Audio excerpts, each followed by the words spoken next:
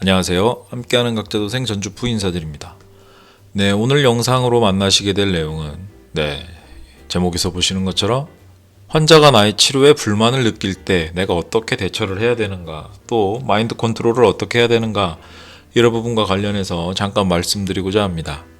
부제목으로는 이런 상황에서도 나는 무엇을 줄 수 있는가, 이 질문으로 항상 긍정적인 생각을 유지할 수 있도록 여러분에게 도움을 드리는 팁을 몇 가지 소개해 드리고자 합니다.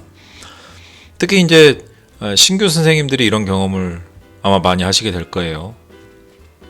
새로 환자를 이제 배정받게 되었는데 그 환자가 나의 치료에 불만을 나타내서 또 원장님이나 또 실장님에게 가서 이런 불만 섞인 말을 하게 될 때, 그거를 또 신규 선생님들이 알게 된다면 아마 마음이 좋지는 않겠죠.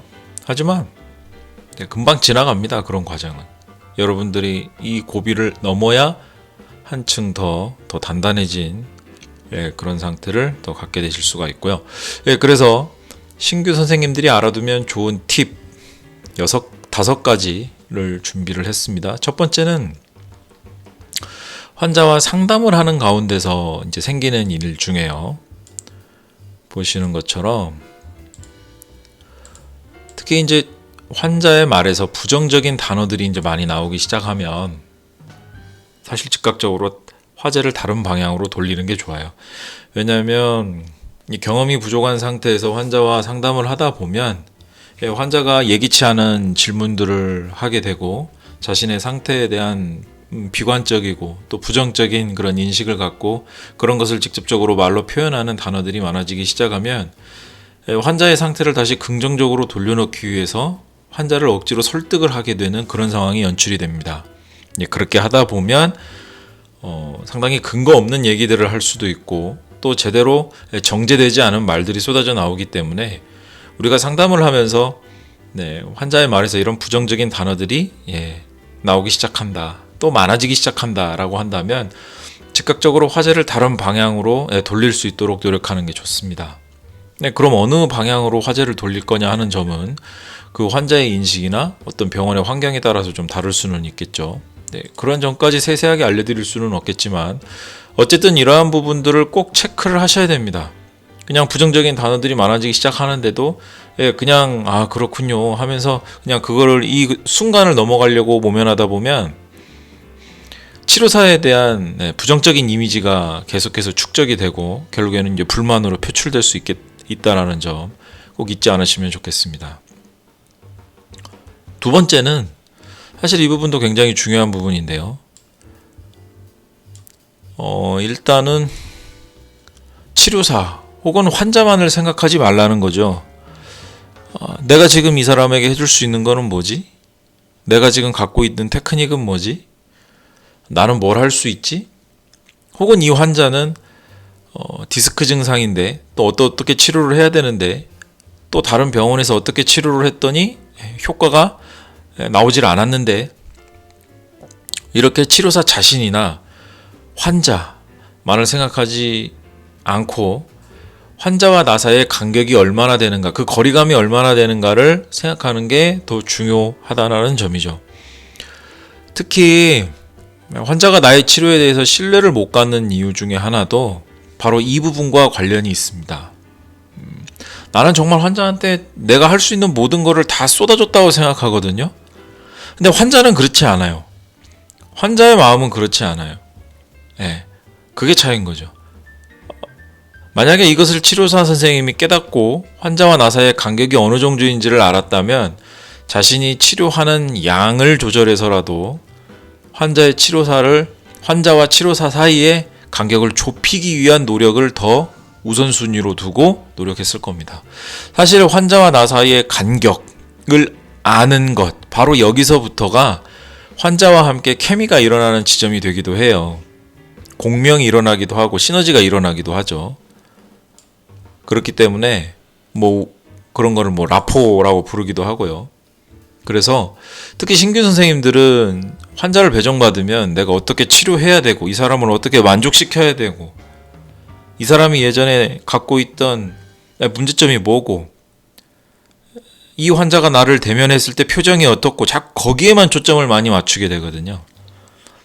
그러다 보면 점점 더 나 자신, 치료사 나 자신으로서의 내가 가진 능력, 내가 할 수 있는 것, 여기에만 초점을 맞추게 됩니다.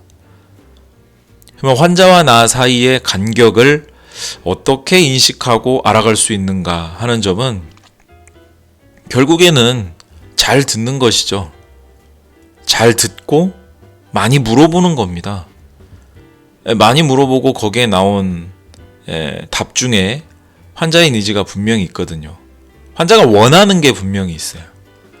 근데 환자의 원하는 것을 제대로 긁어주지를 못하면 환자와 나 사이의 간격은 더욱더 멀어지게 되겠죠. 그래서 이 부분을 꼭 좀 더 챙기셨으면 좋겠습니다. 다음으로는 듣는 힘을 기르는 게 중요해요. 사실 왜 그러냐면 사실 우리는 어떻게 보면 같은 말을 계속 반복하는 상황에 놓여 있습니다. 첫 타임 환자가 끝나고 또 두 번째 타임 환자가 끝나고 세 번째 타임 환자가 끝나도 네 번째 타임으로 들어갔을 때 우리는 여전히 똑같은 방식으로 상담을 하고 비슷한 레파토리의 말을 하는 나 자신을 많이 볼 수 있을 거예요.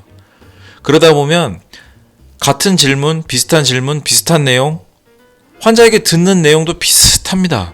그렇게 하다 보면 어느 순간 듣는 일에서 지치는 자신을 보게 될 거거든요. 그런데 유명한 스트라빈스키는 이렇게 말했습니다. 그냥 듣는 것과 주의 깊게 듣는 것을 구분시켜 주는 것이 바로 음악이다 라고 표현했죠. 그냥 듣는 것보다는 주의 깊게 듣는 사람을 환자들은 금방 알아챕니다. 오늘도 어떤 일이 있었냐면 저희 병원 같은 경우는 남자분들이 치료 받으실 수 있는 룸이 있고요. 또 여자분들이 치료 받으실 수 있는 룸을 구분해 놨습니다.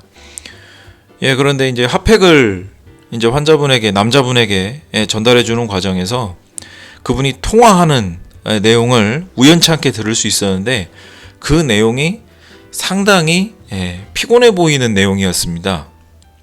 어떨까요? 제가 그 내용에 대해서 100% 관심을 갖고 그 내용을 제가 이해할 수는 없지만 제가 분명히 인지할 수 있었던 것은 저 환자분의 스트레스가 상당하겠다라는 점이었죠. 그래서 저에게 이제 치료를 받게 될 때 저는 환자가 요청하진 않았지만 목을 치료를 해드렸습니다. 그리고 나서 환자가 치료가 끝난 후에 이렇게 얘기했죠. 안 그래도 방금 전에 어떤 통화를 하게 되었는데 갑자기 그 통화를 하고 났더니 두통이 생겼다.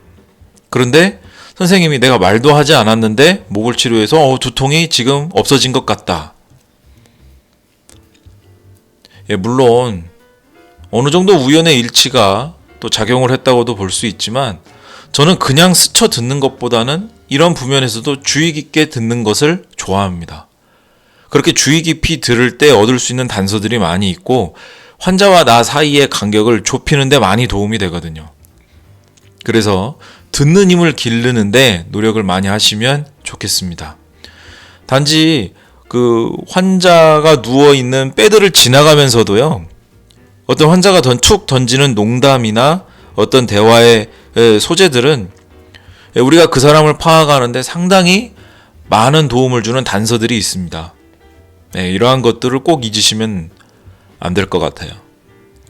다음으로 네 번째로 이제 말씀드리고 싶은 점은 연차가 많은 선생님과 신규 선생님들의 차이는 결국 종이 한 장 차이와 같은 겁니다. 전문가와 비전문가 사이의 차이는 종이 한 장 차이와 같아요. 다시 말해서 그것은 디테일의 차이거든요.